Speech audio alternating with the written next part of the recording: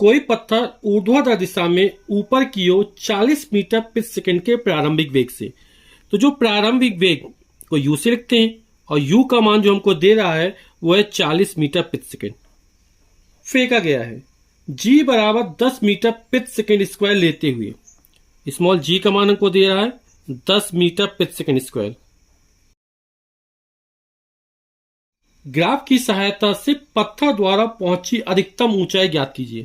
हमको ये सवाल सॉल्व करना है, हल करना है, वो ग्राफ की सहायता से हल करना है और इसकी अधिकतम ऊंचाई ज्ञात करनी है। अब बोले नेट विस्थापन तथा पत्थर द्वारा चली गई कुल दूरी कितनी होगी।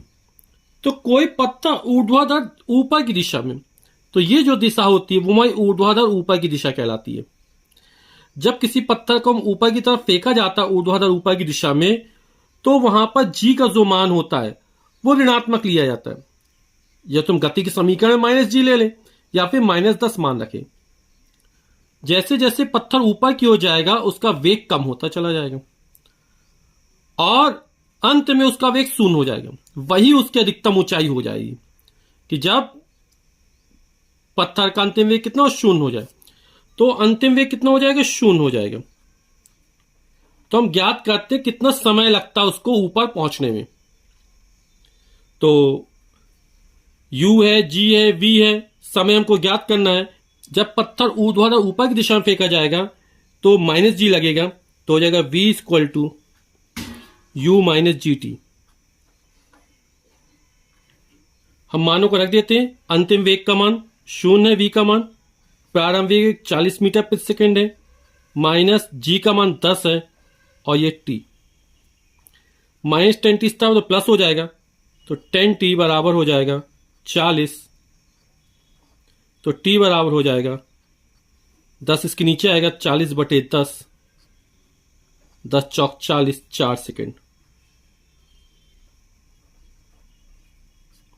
यानी पत्थर को अधिकतम ऊंचाई तक पहुंचने में कुल 4 सेकंड लगते हैं। अब हमें अधिकतम ऊंचाई ज्ञात करना है और वो किसकी सहायता से ज्ञात करनी, ग्राफ की सहायता से ज्ञात करनी है। तो हम जीरो, जब समय 0 तो मैक्स वेग कितना है 40 है। हम 1 सेकंड, 2 सेकंड, 3 सेकंड में वेग ज्ञात कर लेते हैं और हम समय वेग ग्राफ खींचेंगे, फिर उसकी सहायता से हम ज्ञात करेंगे कि अधिकतम ऊंचाई कितने में होती है। तो हम गति के समीकरण v = u - gt का प्रयोग करके विभिन्न समयांतरालों पर वेग ज्ञात कर लेते हैं। जैसे 0 पर ज्ञात कर लेंगे, 4 सेकंड में वो अधिकतम ऊंचाई तक पहुंच जाता है, तो हम 4 सेकंड तक मान ज्ञात कर लेंगे इसका 0, 1, 2, 3। जब t का मान 0 है और प्रारंभिक वेग हमको कितना दिया गया था 40 मीटर प्रति सेकंड दिया गया था। जो हमको प्रारंभिक वेग दिया गया था वो 40 मीटर प्रति सेकंड दिया गया था। तो यहां पर u का मान 40 रख देंगे, -g और t का मान 0 है, तो 40 - 0 तो 40 निकल आएगा ये हमारा। तो u का मान कितना है 40 है, g का मान 10 है और t का मान कितना 1 है। तो 40 - 10 एकम 10, कितना बचेगा 30 मीटर प्रति सेकंड हो जाएगा। जब t का मान 1 रखा तब v का मान कितना है 30 मीटर प्रति सेकंड निकला। अब यहां पे 2 रख देंगे, 10 दूनी 20 हो जाएगा, 40 में 20 जाएगा तो 20 बचा रहेगा। फिर 3 रख देंगे, 10 × 30 हो जाएगा, 40 में 30 जाएगा तो 10 बचा रहेगा। 4 रख देंगे, 10 चौक 40 हो जाएगा, 40 में 40 0 आ जाएगा। तो हमने t और v के मान ज्ञात कर लिए। अब इन मानों की सहायता से हम वेग समय ग्राफ खींचेंगे। तो जब t का मान 0 है तो v का मान 40 है। x अक्ष में समय है, y अक्ष में वेग है मीटर प्रति सेकंड में। हमने मान लिया कि ये एक बड़ा खाना बराबर 1 सेकंड है x अक्ष के लिए, तो x अक्ष पर एक बड़ा खाना बराबर 1 सेकंड और y अक्ष पर एक बड़ा खाना बराबर 10 मीटर प्रति सेकंड है। अब t का मान जब 0 तो v का मान 40 है, t का मान 0, v का मान कितना 40, एक बिंदु को ये मिल गया। जब t का मान 1 है तो v का मान 30 है, जब t का मान 1 है तो v का मान 30 है, दूसरे बिंदु को ये मिल गया t का मान 1 और v का मान 30।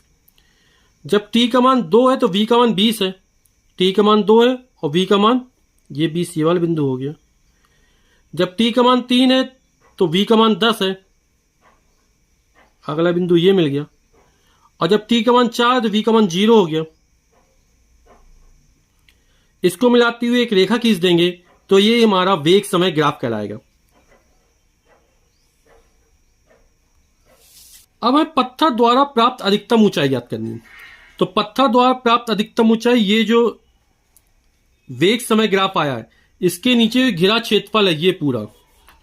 तो ये जो घिरा क्षेत्र है पूरा, इसका जो मान निकलेगा वही अधिकतम ऊंचाई को प्रदर्शित करेगा।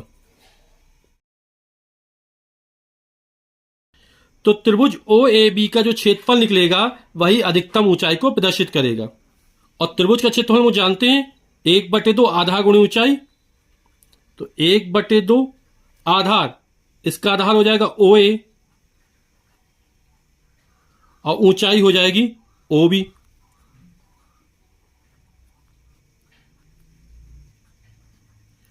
OA का मान कितना है?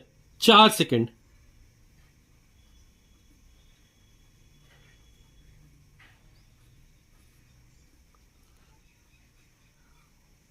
OB का मान है 40 मीटर प्रति सेकंड।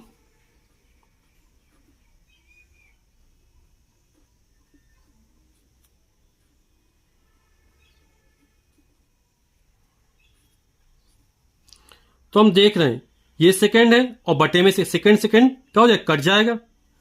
4 में जब 2 का भाग 2 दूनी 4 2 आएगा, और यहां 40 है और 40 में जब 2 का करो तो 80 हो जाएगा। तो 80 और सेकंड कट चुका तो बचा मीटर। तो ये जो प्राप्त अधिकतम ऊंचाई हो जाएगी वो हमारी 80 मीटर हो जाएगी। अब हमें नेट विस्थापन ज्ञात करना है। तो नेट विस्थापन यानी प्रारंभिक और अंतिम बिंदुओं के बीच चली गई न्यूनतम दूरी। तो कण बिंदु बी से चलना प्रारंभ करता है और बी पे चला, अधिकतम ऊंचाई तक गया, फिर बी पर आ गया, यानी जहां से चला था वहीं पर आ गया, यानी प्रारंभिक और अंतिम बिंदु दोनों समपाती हो गए। तो नेट विस्थापन कितना हो जाएगा? 0, क्योंकि प्रारंभिक और अंतिम बिंदुओं के बीच चली गई न्यूनतम दूरी या कम से कम दूरी विस्थापन कहलाती है। और यहां प्रारंभिक और अंतिम दोनों बिंदु क्या मिल गए, इसलिए उसके बीच की दूरी कितनी है? 0, क्योंकि कण बी से चला था, बी पर फिर आ गया। तो नेट विस्थापन जो होगा वो हमारा हो जाएगा 0। अब चली गई कुल दूरी ज्ञात करनी है। तो कण बी से चला, अधिकतम ऊंचाई तक गया तो 80 मीटर चला, फिर वहां से नीचे उतर आया वहीं पर तो फिर 80 मीटर चला। तो 80 + 80 कुल कितना चला? 160 मीटर। तो पत्थर द्वारा चली गई कुल दूरी जो होगी वो 160 मीटर होगी।